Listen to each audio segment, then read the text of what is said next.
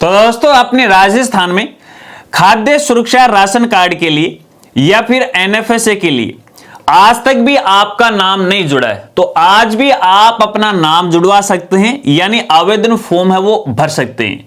तो इस वीडियो में मैं आपको बताऊंगा कि कौन कौन व्यक्ति अपना नाम जुड़वा सकता है, कब जुड़वा सकता है, इसके लिए आपको किन किन दस्तावेजों की आवश्यकता पड़ने वाली है, इन दस्तावेजों को आपको कहां से कैसे किस प्रकार तैयार करवाना है, कैसे आपको आवेदन करना है, और बिल्कुल आपको नियमानुसार ऑफिशियल जानकारी से रूबरू करवाऊंगा। और मैं दावे के साथ कह सकता हूं, जब आप ये वीडियो कंप्लीट देख लोगे तो आपका ये जो आवेदन फॉर्म है कभी भी रिजेक्ट नहीं होगा, या फिर इस पे किसी प्रकार का कोई ऑब्जेक्शन है वो नहीं आएगा। नमस्कार साथियों, मैं हूं आपका अपना साथी राजगुरु जी। तो साथियों, शायद आप सबको पता होगा और मैंने भी इस बारे में बहुत जानकारी है आपको दी थी कि अपने राजस्थान में खाद्य सुरक्षा राशन कार्ड के लिए पोर्टल खुला है, और ये जो पोर्टल है वो पिछले साल यानी वर्ष 2025 से खुला है। अब इसके बाद बहुत सारे साथियों ने है आवेदन किया, आवेदन करने के बाद उनका फॉर्म अप्रूव भी हुआ और आज उनको फ्री में गेहूं है वो मिलने लग चुकी है।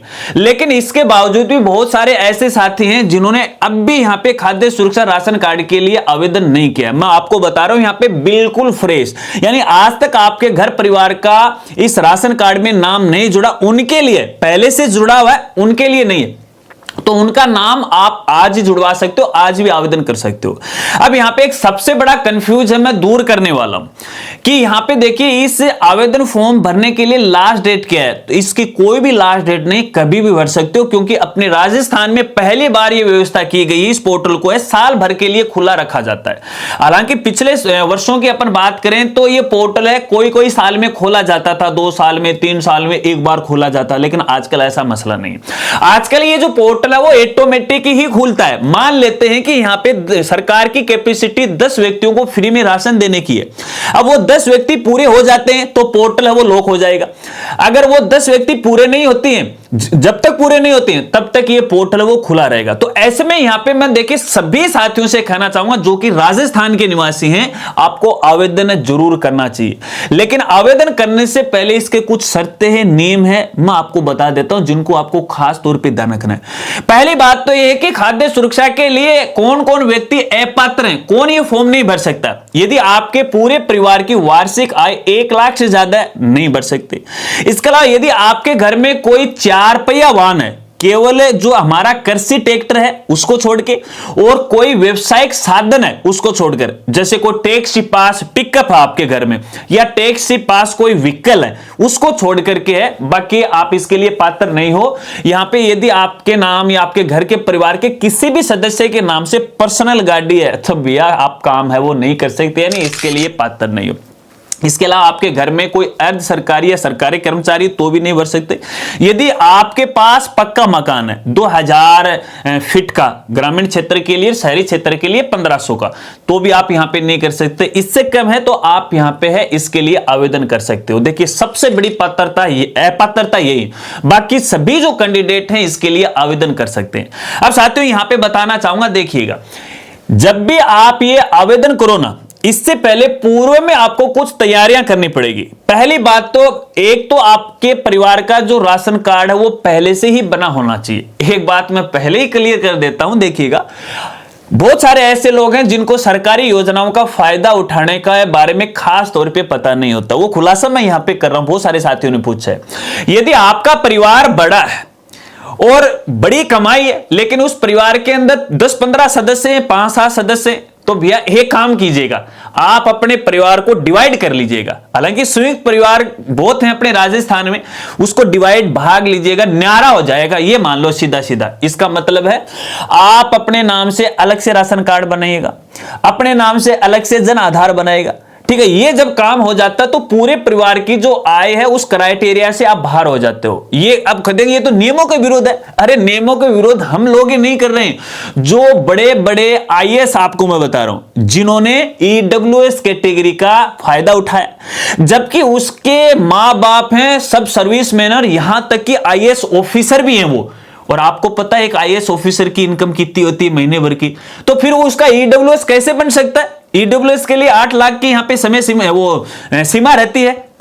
तो उन्होंने क्या किया, अपने आप को परिवार से अलग कर दिया कि ये मेरा माँ बाप नहीं है, मैं इसको नहीं जानता, मैं उसको नहीं जानता। तो आपको क्या हर्ज है फायदा उठाने में, तो कर लीजिएगा पहले ये काम, ठीक है ना। फिर भी यदि आपका छोटा परिवार है तो राशन कार्ड में एक तो आपके सभी सदस्यों के नाम होने चाहिए, नहीं है तो पहले ई मित्र पे जाके उसे अपडेट करवा लीजिएगा। इसके बाद आपका जो जन आधार कार्ड है उसमें सभी सदस्यों के नाम जुड़वा लीजिएगा, चाहे आपका बच्चा कल ही जन्मा क्यों ना हो, ठीक है, उसका कर लीजिएगा। इसके बाद सभी सदस्यों के आधार कार्ड है वो आप बना लीजिएगा। देखिए जो बालक 1 साल से ऊपर है उनका आधार कार्ड आप बना लीजिएगा। अपने राशन कार्ड के साथ है अपने जन आधार और अपने आधार की मैपिंग करवा लीजिएगा, ये डायरेक्ट नहीं होगी। तो यहां पे देखिए आधार की मैपिंग तो आपके जिला लेवल पे, सॉरी अपना तहसील स्तर पे हो जाएगी और जिला लेवल स्तर पर भी हो जाएगी, ठीक है, अपना बीडीओ कार्यालय है ना वहां से हो जाएगी। लेकिन यहां पे जन आधार की मैपिंग है डीएसओ कार्यालय से, जो जिला स्तर का खाद्य सुरक्षा विभाग का जो कार्यालय होता है ना उससे यहां पे रहने वाली है, ठीक है। तो वहां से आपको करवानी, ये 2-3 काम आपको कराने। ये काम आप जब करवा लोगे ना उसके बाद आपको यहां पे ऑनलाइन आवेदन फॉर्म भरना। अब ऑनलाइन आवेदन फॉर्म भरने से पहले आपको कुछ दस्तावेजों की आवश्यकता होगी। अब हर कोई व्यक्ति ये चाहता है कि मैं ये फ्री वाला राशन बोलूं। देखिए यहां पे मेरी नजर में आया कि तकरीबन 70% लोगों का ये कहना है या उनका ये मानना है कि हम खाद्य सुरक्षा में नाम इसलिए जुड़वाना चाह रहे हैं ताकि हमें ज्यादा से ज्यादा सरकारी योजनाओं का फायदा मिल सके, हमें गेहूं वाले की जरूरत नहीं है। इनका मतलब ये रहता है। अब वो गलत वे में जाकर के गलत गाइडेंस के आधार पर आवेदन तो कर देते हैं, फिर उन पे ऑब्जेक्शन आ जाता है, वो रिजेक्ट हो जाता है ऐसे में, ठीक है ना। सही जानकारी किसी के पास नहीं है, लेकिन मैं तो आपको देखिए सही जानकारी देता हूं। कुछ साथी कहते हैं कि नहीं आप ही हो क्या और नहीं है क्या क्रिएटर है। अरे भैया एक बार निगाह उठा के देख लो आप, फिर आपको पता चल जाएगा कौन सही है और कौन गलत है, ठीक है ना। यहां पे एक तो सबसे पहला दस्तावेज चाहिए आपको यहां पे आपकी श्रेणी का।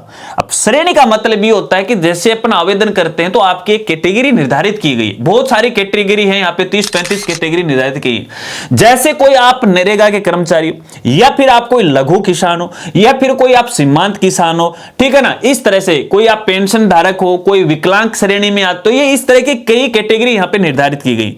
तो आप जिस कैटेगरी के लायक हो, अब मैंने यहां पे देखा कि बहुत सारे साथियों ने आवेदन तो किया, किसका, मेरे पास जमीन नहीं है, कोई जमीन नहीं है, या फिर किसी ने लघु का कर दिया, किसी ने सीमांत का कर दिया, जबकि वो जमीन उसके नाम ही नहीं है, वो जमीन उसके मां बाप के नाम है। तो ये ऐसी चलने वाली बात नहीं है। तो यहां पे देखिएगा यदि आप लघु किसान की श्रेणी में आवेदन कर रहे हो तो लघु किसान श्रेणी का प्रमाण पत्र चाहिए, जमाबंदी नहीं है, यहां पे प्रमाण पत्र की बात कर रहा हूं। ये प्रमाण पत्र कौन देगा, ये तहसीलदार देगा। आपके गांव का जो पटवारी है उससे आपको साइन करवाना है कि ये लघु किसान है, इसका ये खसरा नंबर है, फिर इसको तहसीलदार प्रमाणित कर देगा। चिंता मत कीजिएगा, सभी दस्तावेज के जो प्रारूप हैं, फॉर्मेट हैं, आपको हमारी साइट पे मिल जाएंगे और हमारी साइट का नाम है rajgurji.com है। यहां पे गवर्नमेंट योजना का एक ऑप्शन मिलेगा या मेनू मिलेगा, वहां पर भी मिल जाएंगे, और यह फॉर्मेट का एक ऑप्शन आपको मिलेगा या मेनू मिलेगा, वहां पर भी आपको मिल जाएंगे। डाउनलोड कीजिएगा, वो फॉर्म फिलअप करके है संबंधित तहसीलदार से साइन करवाएगा।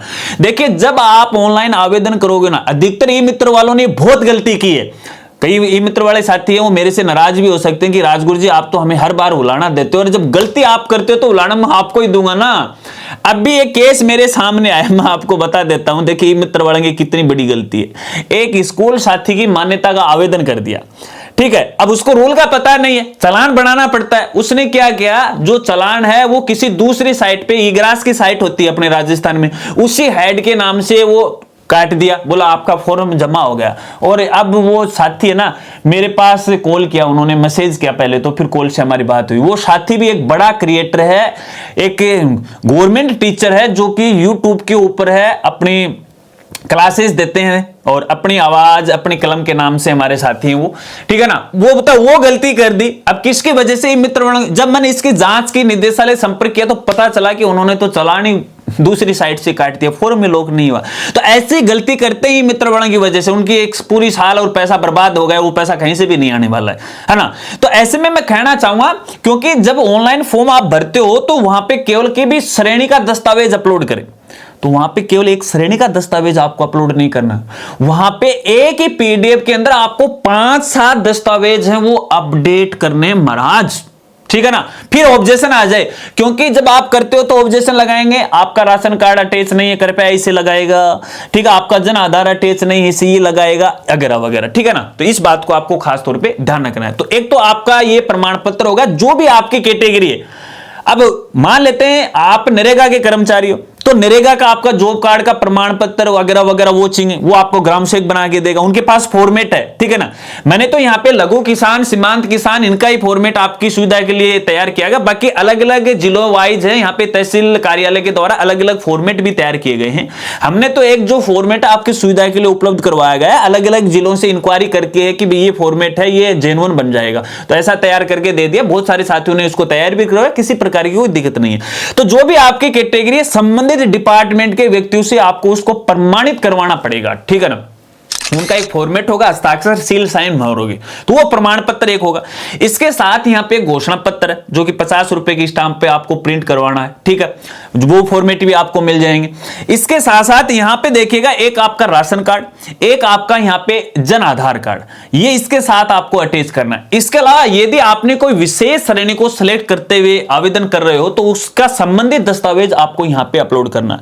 यानी एक ही कॉलम के अंदर आपको 5-7 ये जो दस्तावेज अपलोड करने हैं, पीडीएफ फाइल बना लीजिएगा, अपलोड कर दीजिएगा, फिर कोई ऑब्जेक्शन यहाँ पे नहीं आएगा। लेकिन ध्यान रखना, आवेदन करने से पहले है अपने ये जो केवाईसी वगैरह वगैरह हैं, अपने ये जो मैपिंग है वो कर लीजिएगा। ऑनलाइन आवेदन की जो प्रक्रिया है मैंने पहले भी बताई थी, वो वीडियो आप देख सकते हैं। सभी इंपॉर्टेंट वीडियो का लिंक आपको वीडियो की डिस्क्रिप्शन मिल जाएगा। फिर भी एक नया वीडियो ट्यूटोरियल अपना जो ज्ञान कामना यूट्यूब चैनल है ना, उस पर मैं जल्दी अपलोड करने वाला हूं, तो आप लेटेस्ट वीडियो वहां से भी वो आप देख सकते हो, ठीक है।